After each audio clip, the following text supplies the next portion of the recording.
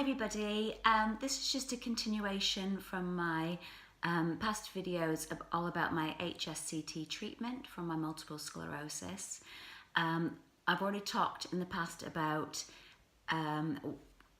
my MS and also about the idea of starting HSCT and also my first part of the chemotherapy that comes as part of the treatment.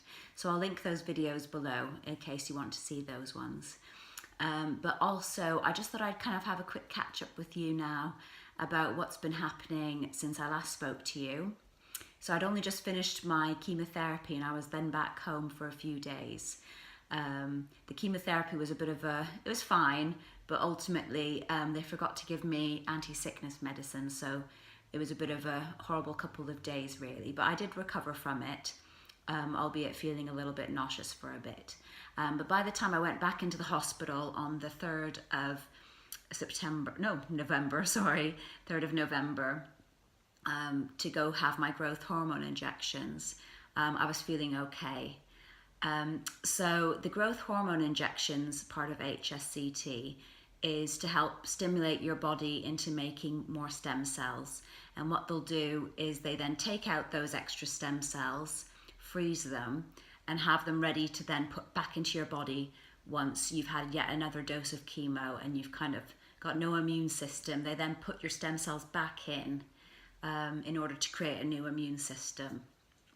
So where I've just been recently, it's now Saturday, and last Saturday I went in on the 3rd of November, so it must be the 10th today, to start having my injections, the growth hormone injections to make more stem cells. So I actually went into hospital for that. If I'd been living in Sheffield, they said they probably would have shown me how to do that at home and I would have done those myself. But because I live a couple hours away, they wanted me in hospital, just I suppose in case anything was to happen. So I went last Saturday and I stayed until Thursday. And basically it was okay, actually. I felt fine. It basically meant that I had to have injections every evening, an injection into my stomach. So over time that did actually hurt my tummy a wee bit because it was kind of the same injection site, but it wasn't too bad. And it was relatively relaxing in hospital because I was able to spend time reading books, surfing the web. I had my laptop with me. I was in a mixed ward, well, women's ward, and so there was myself and 3 other women. And they were fine, but you kind of get woken up. I was still woken up kind of every 3 hours for observations to get my heart rate measured, my temperature and my blood pressure. And so were all these other women. So kind of through the night, you were kind of woken up hearing one lady being checked, and then a couple hours later I might be woken up. So I wouldn't say it was the most relaxing time. I had spent a lot of time feeling tired and trying to nap, but then they'd always have to come over and check me. But in terms of the actual how I felt okay for most of the part. One of the things they warned me about the injections is that over time you can start to get some bone pain, and I didn't really feel that, but I did kind of day 3. I had the worst backache, really bad back, really sore hips and thighs. And luckily paracetamol seemed to help that, but I did have to have regular paracetamol kind of every 4 hours in order to manage that. I did wake up. I went to bed one night thinking, oh, my hips and thighs are a bit sore, but I could manage it. And then I woke up at 2 in the morning and it was just awful. I couldn't get comfy.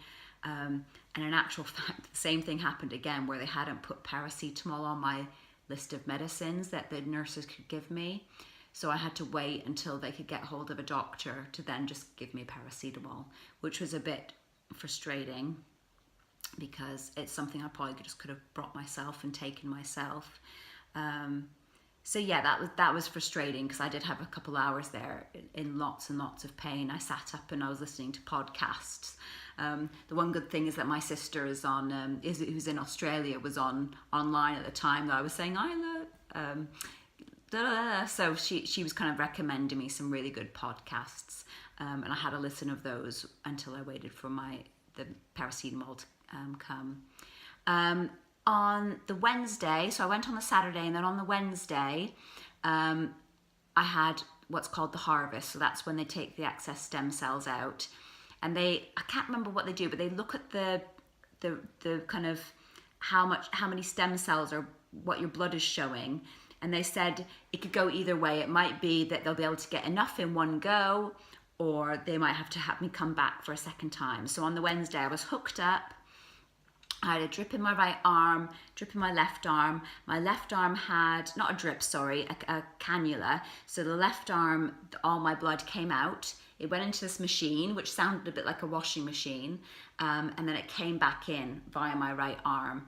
And over time, it takes about 4 hours. And over time, you can see the bag slowly fill up with your stem cells. And there's another bag next to it that has kind of salmony pink stuff, and that ends up being a bit of my plasma as well. So that was interesting. I mean, I quite like looking at those things.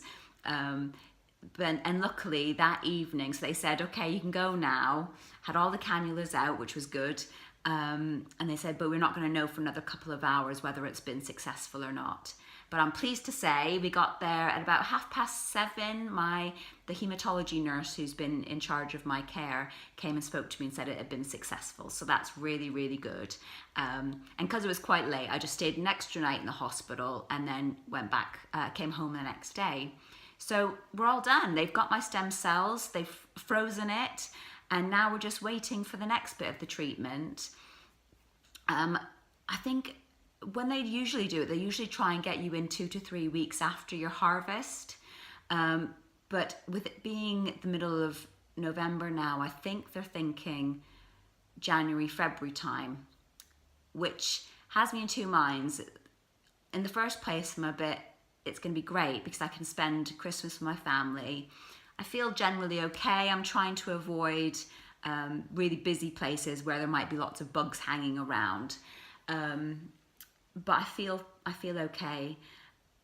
I'm kind of conscious I'm going to be probably losing my hair. I was thinking I've been very lucky, but I think I said on my last one that I was reading that it generally takes a couple of weeks, 2 to 3 weeks, for the hair to start to fall out. So as I said, it's Saturday now, so on this coming Monday we're looking at 2 weeks since the chemotherapy. So I'm not getting my hopes up about my hair, but it's hard because although I'm thinking it'd be nice to have Christmas with my family, the idea, and it sounds very shallow, but the idea of having to lose my hair, then having several months at home, and then going back in again, having more chemo, which is going to make me continue to lose my hair. So, and then having all of next year trying to recover. It just feels like 2019 will be a bit of a write-off. But then at the same time, I have to realize that I'm so lucky to have this opportunity to do this. And fingers crossed, it's going to make a big change with me, with my MS. So I have to look on the bright side, really. And, if they get me in before Christmas, that's great. If they can't get me in before Christmas, I need to focus on the positives and think I can have a fabulous Christmas with my family and a new year, and just kind of look forward to the future and hope that anything that happens in the new year with my HSCT is going to be a positive thing and hopefully lead to, if not improvement, then not as much disability in the future. So that's where we are now. We've had the harvest, and now I'm just at home waiting, finding out when they plan to put me in for the second part. So the second part is further chemo and isolation, and obviously putting my stem cells back in me to create a new immune system. Means isolation from my family, because when they use the second part of chemo, it's going to completely obliterate my current immune system. So I'll be starting out with a whole new baby immune system once they put my stem cells back, and I'll need to stay in isolation at that time because I'll be really susceptible to bugs and viruses and things. So it's a big thing, and I'm glad the first part's over. I know what kind of things I've learnt, that I need to make sure that they've put all the drugs down that I'm going to need. If they think I'm probably at some point going to need paracetamol, they need to put that on my drugs form before I even go in. Same with the anti-sickness, that's what I've learnt. But apart from that, apart from those little problems, which are quite big problems, and I've mentioned it to my consultant, I can say the staff have been brilliant. Everyone's been really friendly, and I'm just pleased this bit's over. So it probably wasn't as quick as I said I was going to be, kind of having an update, but I hope this finds everyone well. And as I said, I'll link my other previous videos below. I'm also kind of charting my journey on and off. I'm on Facebook and Instagram as well, so I'll link those below, also on Twitter. So if you guys want to have a catch me in other ways, then feel free to go check those out. And I'll speak to you soon and let you know what's happening. As soon as I find out my dates, I will be in touch. Okay, take care. Bye.